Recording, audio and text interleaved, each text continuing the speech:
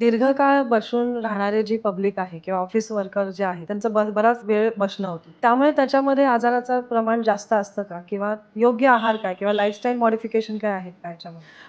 आता एक गमतीदार गोष्ट अशी आहे की जेव्हा आम्ही अभ्यासक्रमात शिकलो की पाईल्स फिशर फिशला जे का होतात, that time it was like की खूप स्पायसी खाणं, नॉन व्हेजिटेरियन, ऑइली, फ्राईड खाणं, यामुळे हे आजार होत असतात. पण ज्यावेळेस आम्ही प्रॅक्टिस करत आहे त्यावेळेस आम्हाला बरेचसे पेशंट असे येतात की सर, मी कधी बाहेरचं खात नाही, भरपूर पाणी पित असतो, एक्सरसाइज करत असतो, तरी मला हे का व्हावं? तर एक नवीन फॅक्टर, एक नवीन डायमेन्शन ऍड झालं, and that is a stress. How you deal with the stress in your day to day life.